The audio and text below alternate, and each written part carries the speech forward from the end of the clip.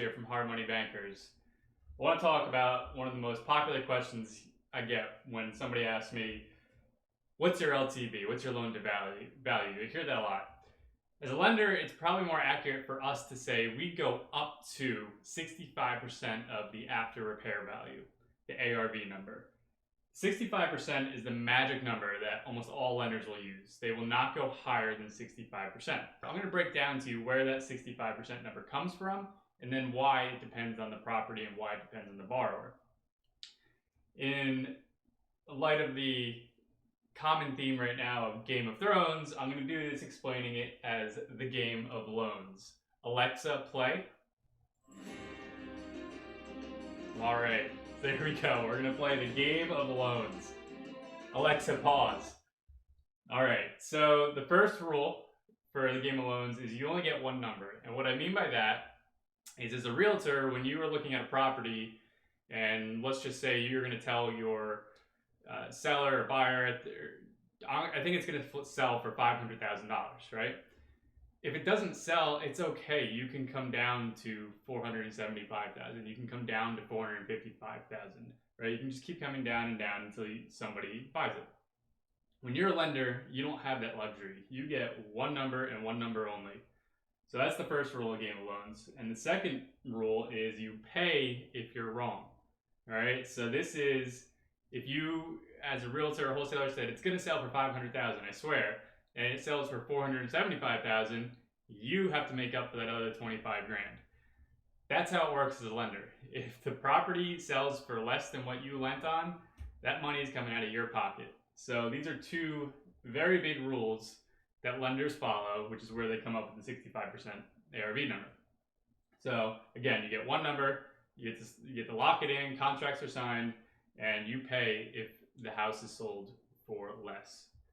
So 65%, that's our wall. We do not go north of the wall. We don't go above that. We stay below 65%. It's safe for us. The biggest reason for that, I'll say the biggest reason is if a market turns, right, you want to be below. Nobody knows if it's going to crash, when it'll crash again, but 2008 scared everybody.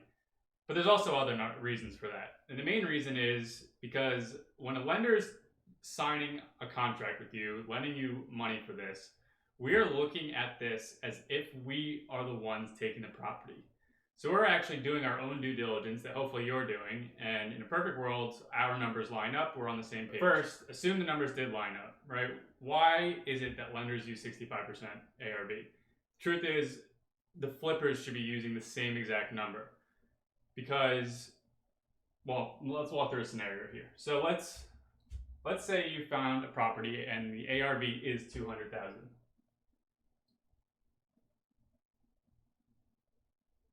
Now, this is after you've done your comps. So if you don't know how to comp, you gotta watch my other video, but you got your $200K ARV. We agree with you, it's a $200K ARV. So if the lender goes up to 65%, that means they would come in at $130,000. Oh, not ARV. That's just your total loan size. So in this as well, let's say you bought it for $90,000 and there's a $40K rehab reserve.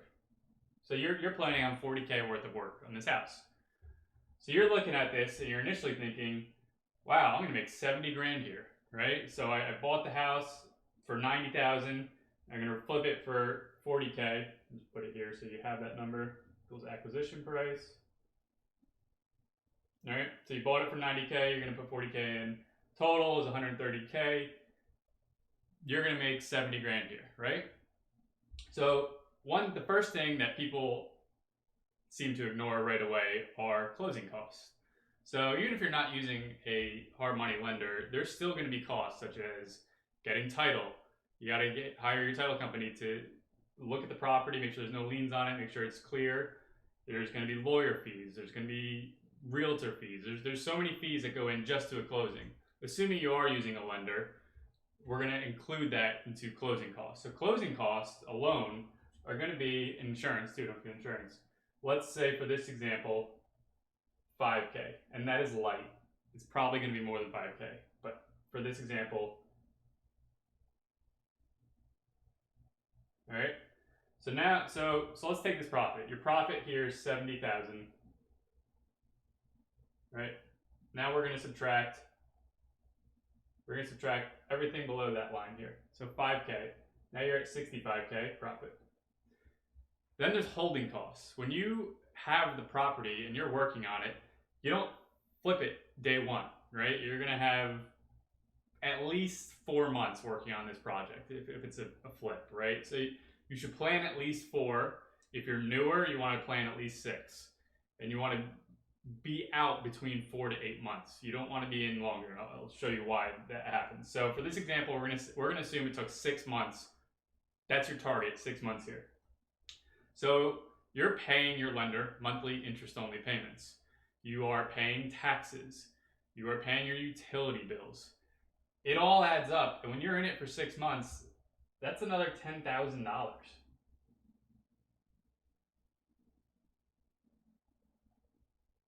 So now you're down to 55K.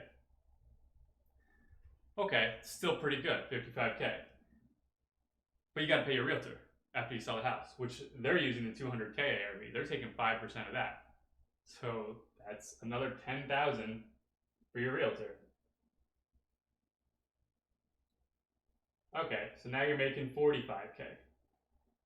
That's if you were out in 6 months. That's what a good flipper wants to be targeting. In and out within six months, less if possible. But let's go with 45K. So that's a good flip. Everything went perfect. Everyone knows if you've ever flipped a house, it doesn't always go perfect. Especially if you're new, there's going to be things you didn't see coming. So let's start with, you're about to sell the house after 6 months, and a township inspector comes in. For whatever reason, they didn't check it before, but now they did on the septic tank and said, you're going to have to replace that septic tank before you can sell this house. And there's nothing you can do. You have to do that when the township does that if you want to sell the house. So you may be thinking, okay, last minute mistake or construction add-on, it's another $5,000, right? Septic tanks are going to cost you 20 to 30 grand. So let's assume now we're no longer in the good flip and now things are getting shaky. You got to redo the septic. So that's going to cost you 30 grand. Your profit just got hit. And now you're making 15K. Not only that, you're not going to be able to do that septic tank in 1 month. You're going to try to, and it may line up, but delays are going to happen. Township's going to take their time, and all of a sudden it's 3 months later. And because of that 3-month delay, the market's slowing down a little bit, and you're not able to sell it for another 3 months. So you just got locked in for holding costs for another 6 months. So add another 10K for your holding costs. Because it wasn't a 10K for the first 6 months, and then if you're in it for another 6 months, it's another 10K. So now you're making 5K. All right, so you just spent an entire year on a project, made 5,000. At least you made money, because sometimes there's more than just the septic tank that happens, and when you walk out of there, now you've spent $10,000 in a year on a project. So you can see how quickly your 70K profit, when you walk into it thinking those are good numbers, can quickly become 5K profit. And lenders realize this. We see loans all the time happen where the profit ranges from 5K to that 70K between whether the project goes really smoothly or not. So again, assuming we are taking this project from day one, because the borrower can disappear, we have had borrowers physically die on us right after we have signed them the money. We're responsible for that house now, right? So it's a real thing that lenders have to plan for, that the borrower is gone day one. So we're looking at your property just as if we're the ones that are going to have to take it on and flip it.